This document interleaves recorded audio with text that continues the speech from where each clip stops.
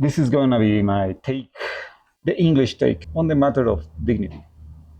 Well, these days I've been reflecting a lot in the concept of dignity. Initially, because here we have a day called uh, National Dignity Day. And after that, the Breast Cancer Awareness Day, I guess. But to engage in the concept of dignity, we need to put it on perspective initially, and I can understand it better that way. I will start with two opposing but equally fascinating concepts and relevant ideas. The first one is from Kant, yes, good old Kant, who proposed human beings possess intrinsic and unconditional worth, which he calls dignity. This dignity is inviolable and forms the foundation of moral obligations, including the imperative to treat others as ends in themselves, never merely as a means to an end. So, in the western corner of dignity, we have Kant, the 800-pound philosophical gorilla, with his compelling argument that demands respect for human autonomy and the ethical duty to defend the dignity of each individual. So, this is the understanding of dignity most of us share. Is what Google tells you and what the majority of dictionaries would say. Dignity is the recognition of a person's inherent value just because they are human. On the other side, we have Confucius. Yes, that Confucius. Perhaps an unexpected pick. But I found his approach to dignity, or more precisely, what he sees as worthy, to be golden for this discussion. Confucius doesn't talk about dignity, like Kant, but his ethics emphasize in Ren humanism and benevolence, and Li ritual propriety, which dictate how people should behave with respect and moral integrity. In Confucianism, dignity isn't an individual's inherent property. Instead, it arises from how one fulfills their duties and roles in society, especially within hierarchical relationships, between ruler and subject, parent and child, elder and younger. Yes, I know it sounds a bit rigid with all those hierarchical structures and duties, which to our Western ears might seem contrary to the idea of dignity. But bear with me because the idea takes shape when we think about morality. In both views, morality becomes the interlocutor, executor, and protector of dignity. Oh, damn, I need a coffee. This English pronunciation is killing me.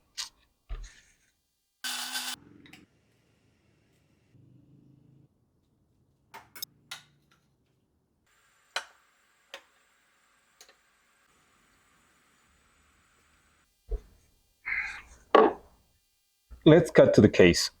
Kant doesn't place much emphasis on emotion or personal feelings when it comes to making moral decisions. For him, dignity it's about rational duty. Meanwhile, Confucian ethics value emotional harmony and social rituals. For Confucius, moral behavior is motivated by benevolence and a sense of care for others, particularly within relationships, which I dare say often involve power dynamics. A key difference emerges here. While Kant insists that moral actions should be guided by reason and sense of duty, independent of personal feelings or social expectations, Confucian ethics emphasize context. Moral conduct is shaped by a person's relationship to others, and dignity is tied to the fulfillment of social roles rather than abstract, universal moral laws. This means Confucian dignity is more fluid, linked to responsibility within relationships rather than the rigidity of autonomy that Kant promotes.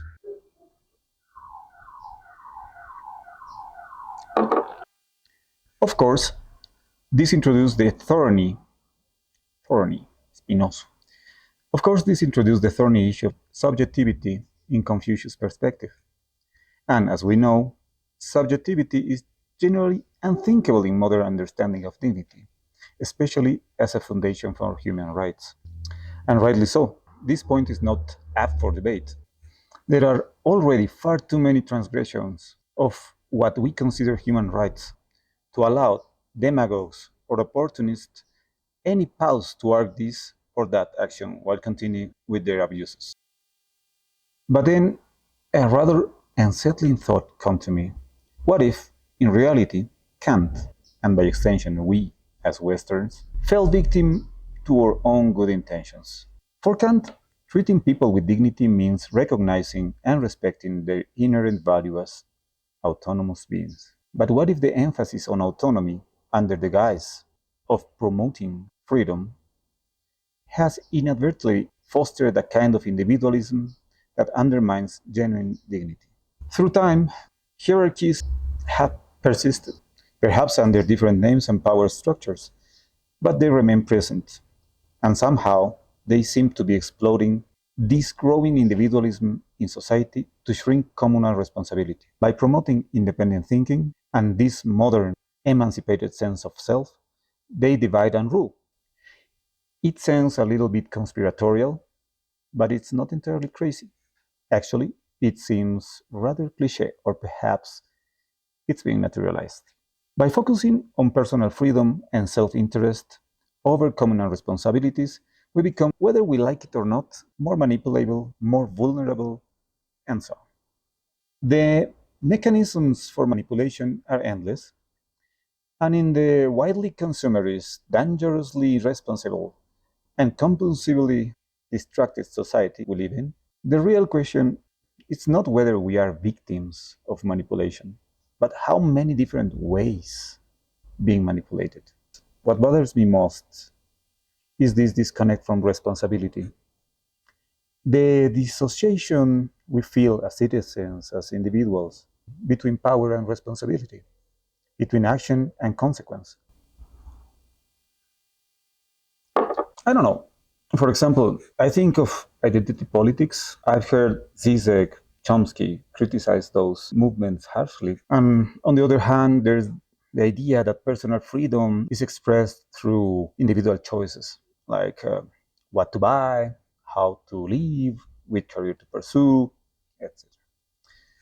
Concepts that are very tried, but are sadly still current. It's common to hear about freedom and personal responsibility, which sounds a bit fair, but maybe when we ask power to be accountable, we also play the victim, so to say. Is it really simple as that? Or is this a way to blame individuals for systemic issues? Another excuse for those in power to wash their hands clean. If someone is poor, unemployed, or in jail, it's easy to say must be lazy or they made bad choices, while ignoring structural inequalities like access to education, healthcare quality or affordability, fair wage, all the rambles that we already know. This allows those in power to dodge responsibility for systemic problems, maintaining the status quo. This individualism might create the illusion that people act freely and independently, when in fact, most of our choices are conditioned by our social environment, media influence, and the narratives and identities controlled by power structures. Speaking of hierarchies, power structures, whatever form they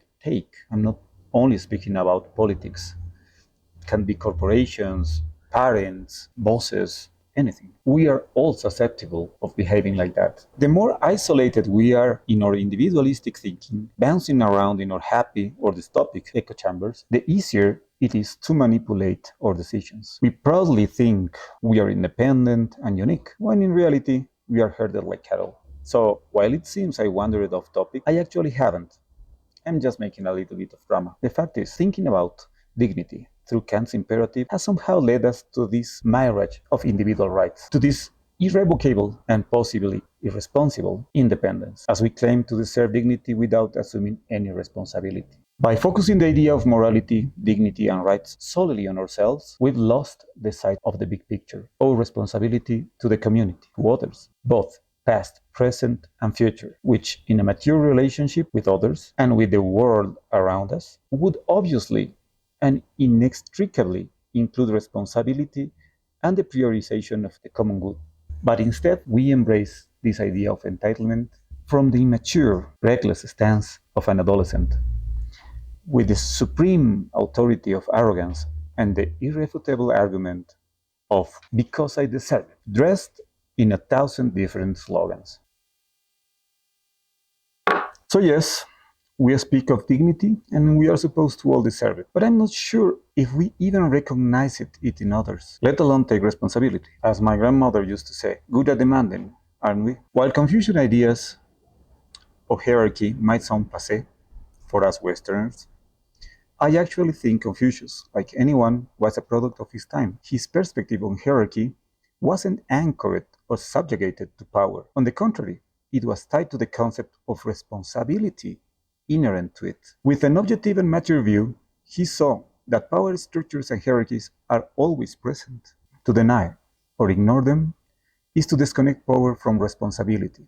And in such a context, I think that to speak of dignity is to deprive the word of its full and legitimate meaning.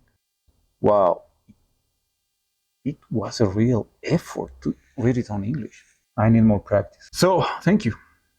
I hope I have something new soon to share with you.